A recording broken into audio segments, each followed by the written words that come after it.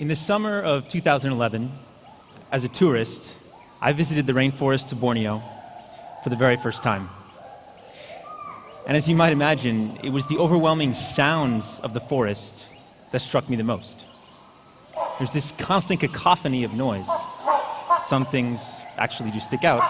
For example, this here is a big bird, a hornbill, a rhinoceros hornbill. This buzzing is a cicada. This is a family of gibbons. It's actually singing to each other over a great distance. The place where this was recorded was in fact a gibbon reserve, which is why you can hear so many of them. But in fact, the most important noise that was coming out of the forest that time was one that I didn't notice. And in fact, nobody there had actually noticed it. So as I said, this was a gibbon reserve. They spend most of their time rehabilitating gibbons, but they also have to spend a lot of their time protecting their area from illegal logging that takes place on the side.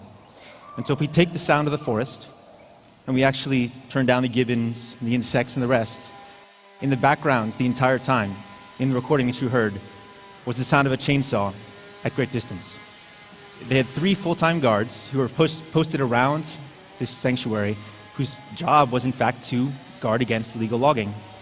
And one day we went walking, as tourists, out into the forest, and within 5 minutes walk, we stumbled upon somebody who was just sawing a tree down, 5 minutes walk, a few hundred meters from the ranger station.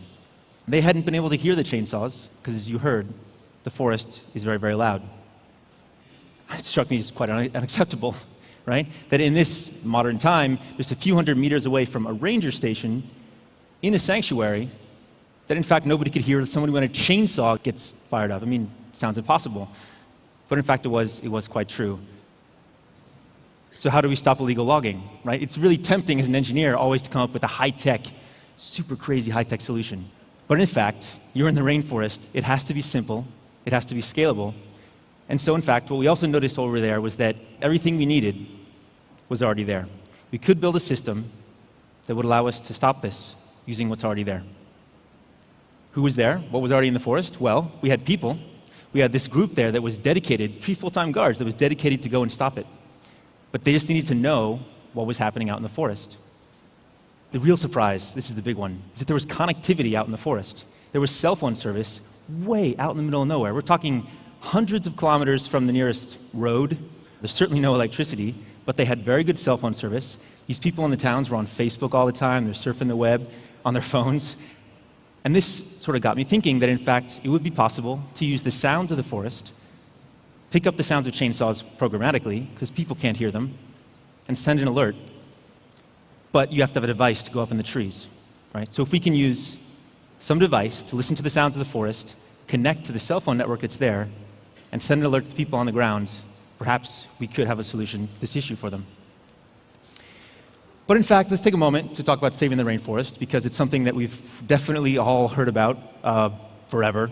People in my generation have heard about saving the rainforest since we were kids, and it seems that the message has never changed. We got to change, we got to save the rainforest. It's super urgent. This many football fields have been destroyed yesterday, and yet here we are.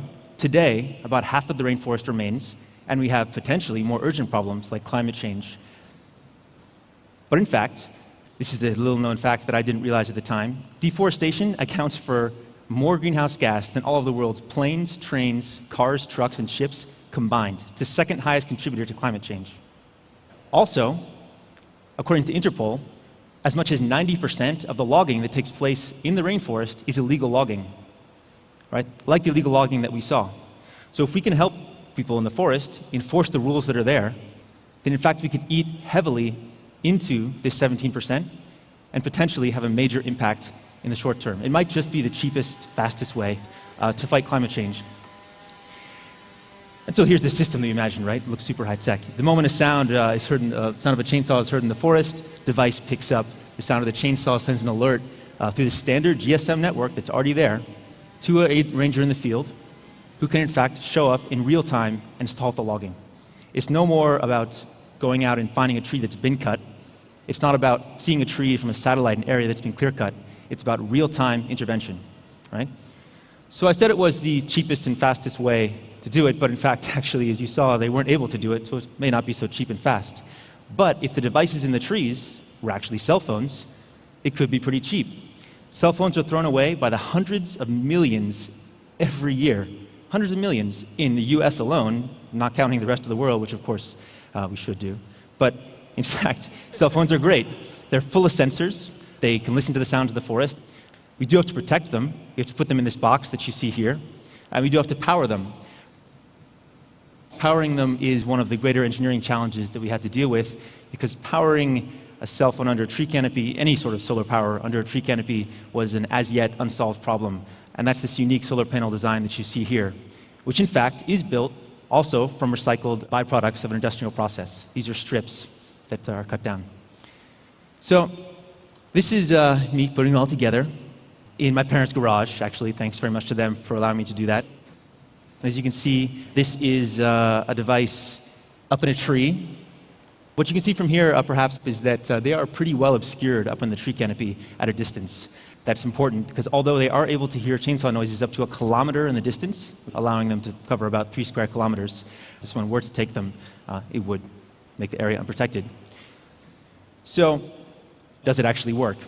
Well, to test it, we took it back to Indonesia, not the same place, but another place, to another gibbon reserve that was threatened daily by illegal logging. On the very second day, it picked up illegal chainsaw noises. We were able to get a real-time alert. I got an email on my phone. Actually, we just climbed the tree. Everyone had just gotten back down. All these guys are smoking cigarettes. And then I get an email, and we all quiet down. And in fact, you can hear the chainsaw really, really faint in the background, but no one had noticed it until that moment. And so then we took off to actually stop these loggers. I was pretty nervous. This is the moment where we've actually arrived close to where the loggers are. This is the moment you can see where I'm actually regretting perhaps the entire endeavor. I'm not really sure what's on the other side of this hill. That guy is much braver than I am, Shenny. Okay, but he went, so I had to go walking up. And in fact, we made it over the hill and interrupted the loggers in the act. For them, it was such a surprise. They had never, ever been interrupted before, that it was such an impressive event for them that we've heard from our partners they have not been back since. They were, in fact, great guys. They showed us how the entire operation works. And what they really convinced us on the spot was that if you can show up in real time and stop people, it's enough of a deterrent, they won't come back. So, thank you.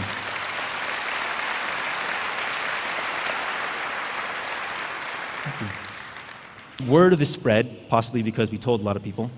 And in fact, then some really amazing stuff started to happen.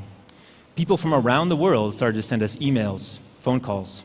What we saw was that people throughout Asia, people throughout Africa, people throughout South America, they told us that they could use it too.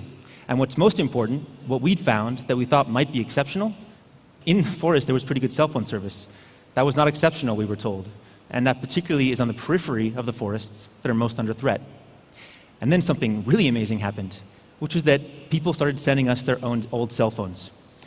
So in fact, what we have now is a system where we can use people on the ground, people who are already there, who can both improve and use the existing connectivity, and we're using old cell phones that are being sent to us with people around the world that want their phones to be doing something else in their afterlife, so to speak. And if the rest of the device can be completely recycled, then we believe it's an entirely upcycled device. So again, this didn't come because of any sort of high-tech solution. It just came from using what's already there. And I'm thoroughly convinced that if it's not phones, that there's always going to be enough there that you can build similar solutions that can be very effective in new contexts. Thank you very much.